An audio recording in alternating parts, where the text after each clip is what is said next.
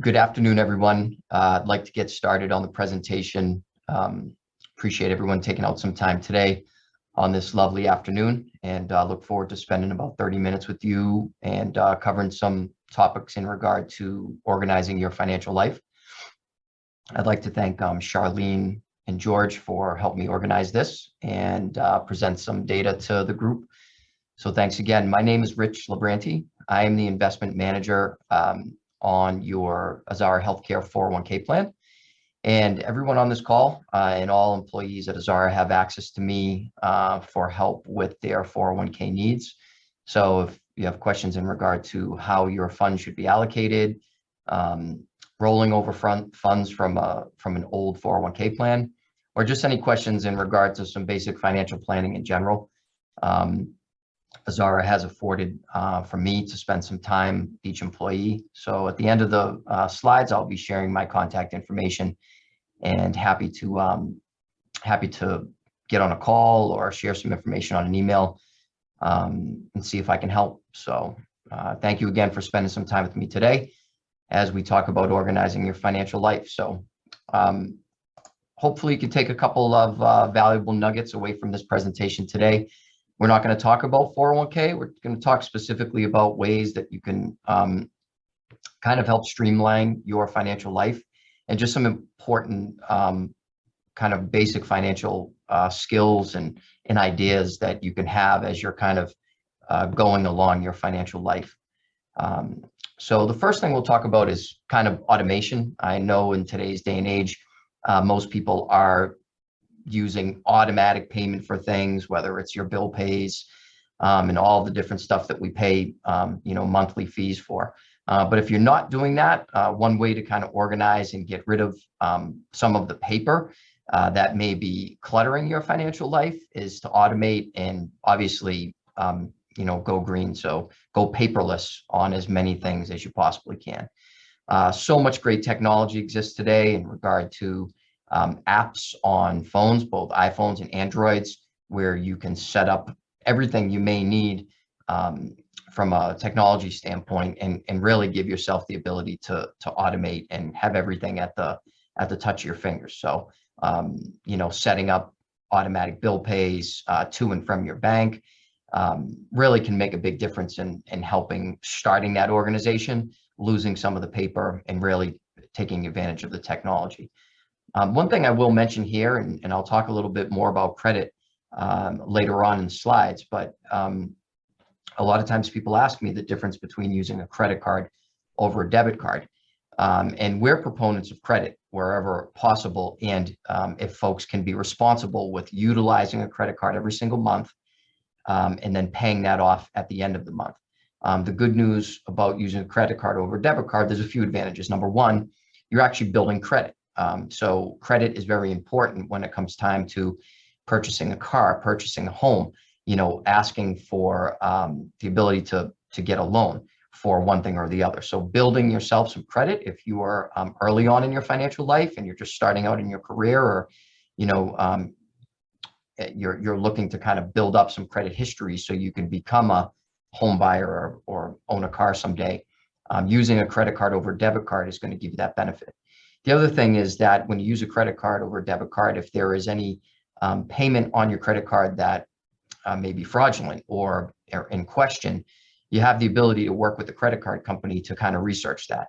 On a debit card, if someone gets your information and starts to pull from from your debit card, which is your bank account, there's far more hoops you need to go through, and that money's gone for the time being. So if you can be responsible and set up a credit card payment for everything, automate everything on your credit card, all of your monthly bills and expenses.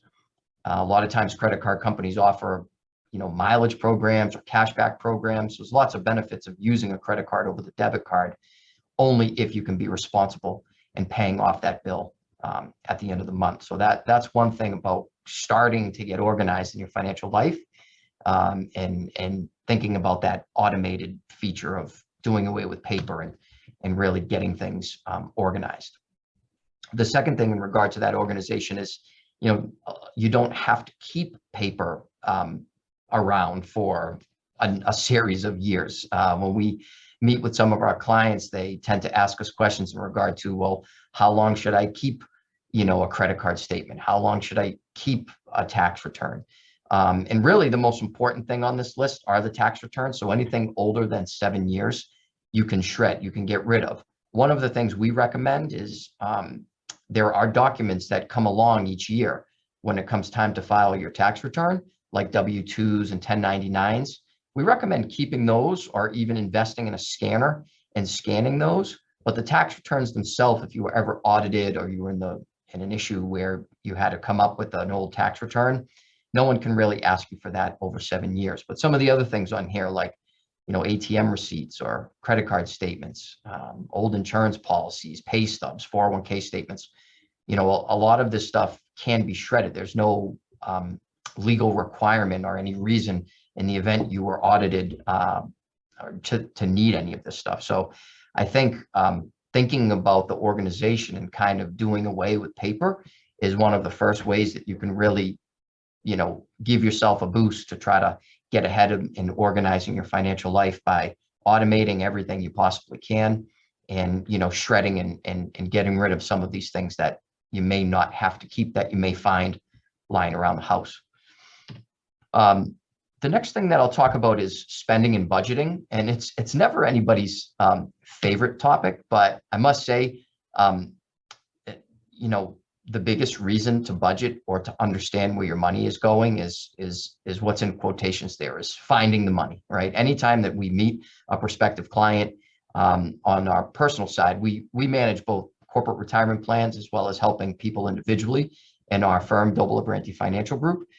And when we do that, when we meet with folks, whether they're current clients or prospective clients, we always start with that budget talk and ask folks, are you keeping a budget, or are you at least tracking expenses so you have an understanding and an education of where the money's going? And a budget is going to be a great planning tool. It's going to allow you to find the money and know if you have $5,000 of income after tax coming in on a monthly basis, and you have $3,000 of expenses, there's $2,000 there in your plan that you can work with. That's spendable money that you can start thinking about. Well, should I increase my 401k plan? Should I start putting money into an emergency fund? Should I start buying some stock through a brokerage account? Can I add some extra money to my kids' college savings 529 plan? Can I add a little bit extra money to a mortgage, to a student loan payment? So there's so many things that the budget is beneficial for. And I think the biggest is just finding the money. When you have an education of how you spend your money and where the money's going, that education will allow you to kind of maybe think twice before maybe you spend on one thing or the other, and just allow you to really see your progress. If you create some goals for yourself around saving and budgeting, having that baseline budget using, some of the tools out there like ineedabudget.com or Mint, or even just as basic as an Excel spreadsheet where you can track your expenses on a monthly basis versus your net income. It's a great tool, and it really will allow you to educate yourself about where you're spending, and it will help you find some extra money to do some of the other planning things that you might be trying to do. One thing that we have shared with clients in the past is if you are not great at budgeting or you really just don't like it, a lot of people will make excuses about budgeting. It's an awful exercise, or I'm not good at it, or I can't find the time. And there's lots of reasons to not budget, but if you don't want to budget, per se using an app or an Excel sheet, and you just kind of want to try an easy way to keep track of your expenses, we talk about the 60-40 solution, where if you can spend about or track about 60% of your gross income for what we call committed expenses or needs. So, your food, your shelter, heating bills, phone bills, the things that you actually need. And then take the other 40% of your gross income and divide that into your retirement savings, like 401k, long-term savings, maybe like a brokerage account outside of a 401k where you're buying stocks or other investments, an emergency savings, and then some fun money, what we might call wants versus the needs. It might just be a good starting point for you to, if you didn't want to formalize a budget, just think about, okay, if I'm I'm kind of on track. If I know 60% of my gross income is going to the needs and 40% is going to some of the savings and the wants, it's a good starting point. And if you're finding yourself getting into a position where it puts you in a spot where you're creating credit card debt, then you might want to get to some formalized budgeting, because credit card debt is something that is not good, and it's never going to allow you to kind of move along your financial goals and get you to a position where you really can be saving. So it's just a rudimentary way to kind of think about budgeting. If you don't want to get down and dirty on a monthly basis with all of the numbers, kind of using the 60/40 solution, could be helpful for you. As we progress through kind of the organization, a lot of times we talk to people about their ability to buy a home, and how to get a mortgage, what the different types of mortgages are, and some of the points around creating this kind of debt. So we call mortgage good debt. We would call credit card bad debt. We would call student loan good debt because you're investing in yourself. So some things are good and bad debt, and mortgage would be one of those good debts. You're trying to borrow money to buy a home that you eventually build some equity in and pay that home down over 15, 20, or 30 years, and you have a good investment in that home. Lots of different mortgages exist. Fixed rate mortgages, as I'd mentioned, a 15-year mortgage. The payments are set for 15 years. At the end, the balance is paid, and you would have paid both principal and interest for that fixed rate mortgage. ARMs, or adjustable mortgages. Sometimes you've heard of like a 5/1 ARM, where you're locked in for a rate for 5 years, and then after that 5th year, the rate will adjust. Those can be good or bad depending on the interest rate environment. And as most folks probably know on this call, we've seen interest rates go up quite a bit in the past several months, and mortgage rates have kind of inched up. We're still at dramatically low, if not historical low rates, compared to where we've been in other times in the past. So it's still a good time to explore mortgages and potentially refinances, and we'll talk about that on a couple more slides. And then there's also interest-only loans. Interest-only loans, I just caution, it is what it says it is. You can borrow money on an interest-only basis, but you are just paying interest. That's going to readjust at some point. And usually you have a balloon payment after that interest-only loan, where maybe you're only paying, $1,200 a month in interest, and 5 years later, that payment jumps up to $3,000 or $3,500. So, just beware with the interest-only loans and make sure you understand how they work. One of the concepts about getting a mortgage and kind of how can you get the most affordable rate, we get questions on is folks ask, well, is it worthwhile for me to pay a point on my mortgage? And what a point is a percentage. So if you have, for instance, a $300,000 mortgage, and you had to pay 1 point or 1% to get a 3% rate as opposed to a 4% rate, you're basically paying $3,000 in that instance, or 1% of 300,000, to get a lower rate. And there's kind of some logic behind, does it make sense to pay the point or not, or whatever that point might be? It could be less than 1% to get a lower rate. So in this example, we use that $300,000 loan amount, and we have two options. We have one option with a 6% interest rate, and one option with a 5.5% interest rate, where you have to pay that $3,000 one time upfront to get the lower rate. You can see the difference in that these are 30-year term mortgages, and you can see the difference in the monthly payment is about $95 a month. So when we're doing the math and trying to figure out, well, does it make sense to actually pay that point to get the lower rate? You basically just look at the difference, right? Which is the $95, and you divide the cost, which is the $3,000, by the 95, and that's going to get you a number. And in this case, it's 31, and that's 31 months.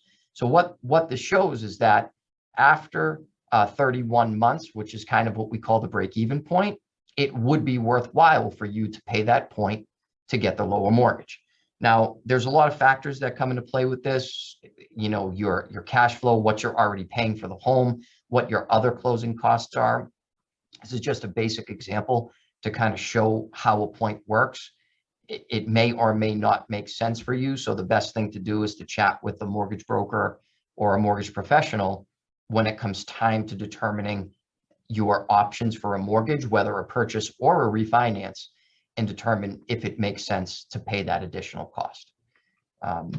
The other thing that we talk about is a refinance. So, how many months in a similar break-even scenario, how many months will it take to break even on a refinance? So if you have a payment at $2,250 today and you refinance and your new payment will be $2,000, you're saving $250 a month in that scenario. So can it make sense to refinance at that point? Well, if you know you're going to have the mortgage past 16 months, which the likelihood is most people do because they finance for 20 or 30 years, it probably makes sense to pay the closing costs of about $4,000 for that refinance. So when it comes to paying points, when it comes to getting a mortgage in general, and then additionally paying points or refinance, utilize a professional that you know and you trust who can give you some feedback on, some of these topics and what might make sense for you in regard to getting the best mortgage for what you're trying to accomplish. We'll kind of switch speeds a little bit and talk about credit. We did talk about credit versus debit in the second or so slide and why building credit is important. And one thing I'll share, the most important thing here is when you think about credit is what gives you the ability to basically be a borrower. If you're going to go and get a mortgage, or you're going to go and get a car loan, or you're going to go to the bank and take out a personal loan, and you're going to do anything where someone wants to know what your borrowing history is like, this is what's all captured through your credit report, and what we'll talk about in a few minutes being your FICO score or your credit score. The first thing I would recommend when it comes to credit is everybody has the ability to get a free credit report every year at annualcreditreport.com. You don't have to buy up all the additional things that they might try to sell you or some other organizations might try to solicit to you. You can go and you should go and get your credit report every year just to make sure there's not any inconsistencies. If there are errors, you can write to the credit bureaus, and they are required by law to inquire with the credit inquiry system on why something may or may not be right. And a lot of times we see there might be some old addresses on there. You may have a very similar name to someone else or a very similar social security number, and that information might be shared on one report or the other. Closed accounts that are listed as open. There's lots of ways that there might be some errors on a credit report. But like I said, you really should pull a credit report every year to make sure there's no inconsistencies. Check for any inconsistencies. And if you find an error, writing to the credit bureaus to make sure that they can resolve that for you. In addition to your credit report, there's something that's called your FICO score. And the FICO score is basically a rating system that's going to, in essence, just kind of summarize what kind of borrower you are. What kind of credit risk do you present to a bank or an institution that might lend money to you? And the way that you build your score is by creating credit, by opening a credit account, having a car loan, having a mortgage, and your credit score is going to increase based on you paying all of that debt on time. So we recommend, again, based on that second slide we shared, if you have the ability to open up a credit card at a younger age, or even for a young adult in your life, a son or a daughter or someone that you care for, and they're responsible enough to have a credit card and pay it off, even if it's a $500 or $1,000 limit every month, it's a great thing to kind of get going in the credit system, because that will build credit history for you and give you some kind of score or that credit risk. And the higher the score, the better the rates are going to be and the more options that you'll have when it comes time to actually getting credit. So everything in your credit score is going to influence, what you're able to borrow at as far as a percentage goes and balances. And when you look at your FICO score, there's lots of things that break it down, but the two biggest and most important are what I kind of already mentioned, like payment history. If you have the ability to pay things off every single month, you should. And that's going to build credit for you. And that's going to build credit for you, tremendously quick if you continue to borrow money and pay it off, borrow and pay it off. The amount you owe is also a very large part of your credit score. So if you are in a position where you have a lot of outstanding debt, that could potentially negatively affect your credit score. But payment history is number one, the most important thing to try to do on time every month to give yourself the ability to have a positive experience or a positive impact on the FICO score. The length of your credit history also makes some sense of 15%. And like I said, if you have the ability as a young adult, or even if you're a parent and your children can be responsible enough to use a credit card up to a limit and pay it off, or you help them pay it off every month, it's great to get people into the credit system sooner than later, as long as they're responsible, because it will have a positive impact on their scores as they go. A couple of ways that you can increase your FICO score is, as we said, the history. The longer you have a positive history, the better the score is going to be. Not maxing out your credit lines every month. If you have a $10,000 credit line, but you only spend $3,000 on that line every month, that makes you look like a better borrower in the eyes of the crediting system. Opening and closing accounts dramatically will kind of negatively affect your score. You almost want to keep debt open. A lot of people think that if you pay off all of your debt, that it will help increase your credit score. Having some revolving debt on one card, will actually benefit you, as opposed to shifting it from card to card and having all of these open inquiries. Some of the things that can also help as far as your score goes is paying your bills on time. If you've missed payments, getting current on those. It talked about keeping the balances, not to the credit max, and don't have all of these different, inquiries opening. And if you have credit accounts, the biggest theme there is use them wisely. Use the credit every month, pay it off at the end of the month. And that's going to be the best thing that you can possibly do to help with the credit score. A couple of myths and facts versus, how your credit score can be positively or negatively affected. I hear this often and get these questions often. And the first is a credit inquiry will lower my score. That is incorrect. Everybody has the ability to access their credit report every year for free, and that will not affect your credit score. Even if you're going to apply for a mortgage or a car loan, and that creditor, that borrower, the lender will do what's called a soft inquiry on your credit report. That does not have a negative effect on your credit score either. So you can get inquiries about your credit without affecting the credit score. I'll close an old unused account to raise my credit score. Again, history is important when it comes to your credit score. So if you do close an old account, that could actually negatively affect your score. Credit repair companies can raise your score. Not also true. If it's on your report, it's accurate. It's accurate. The credit repair company can't kind of go in and make changes to things that are true and accurate. They may try to charge you for things like that, but a credit repair company isn't going to be the best scenario to try to help you increase your credit score. If anything, they may end up just taking your money. Opening new credit cards is as good a way to increase available credit. Again, we talked about that. Having too many open inquiries can actually negatively affect you as opposed to positively. And one of the biggest ones that people ask is age, salary, and employment. Credit history has no ability to use your age, your salary, your employment, your race, your religion, any of these kind of personal items in regard to your history in regard to, a credit score. So that is also another myth.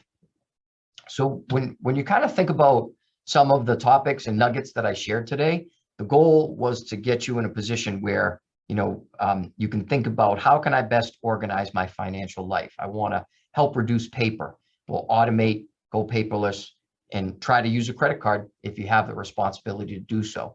Are my debts in order? Do I need to refinance a mortgage? Is now the right time to think about a refinance? What kind of term should I have on a mortgage? getting a handle on my credit. Is my credit report accurate every year? Am I doing things to put myself in a position to best increase my credit scores as opposed to negatively affecting my credit scores? All of these minor things really can make a major impact on your financial life. And, hopefully some of this information was helpful. And, we shared a couple of nuggets that you can take away and use to your benefit. My contact information is here on the screen. I want to thank you all for your time and attention. If you have any questions in regard to this data, or in general in regard to the Azara Healthcare 401k or any minor financial planning topics, please use us as a resource. We'd be happy to, to help with anything that you have going on. And we're here to help by phone or email. So thank you for your time.